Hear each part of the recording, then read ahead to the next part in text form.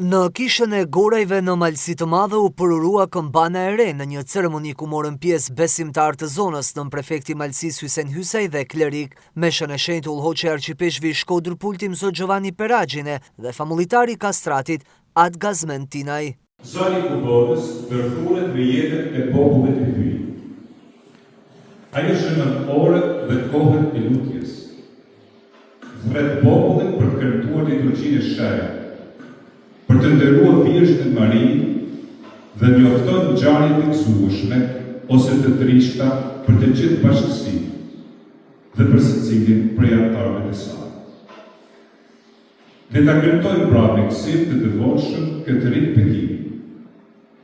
Zoti i Kubollës le t'i kujtojë të gjithëve se formojnë një familje të vetme dhe le të na mbledhë për të shfaqur bashkimin tonë në Krishtin.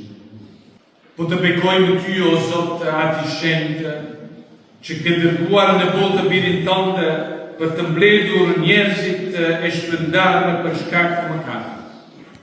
Dhe me çmimin e gjatë të ti i ke bashkuar në një Krisht vetëm, në një barri të vetëm, për ti ushuar dhe për ti udhëhequr në kulotat e jetës.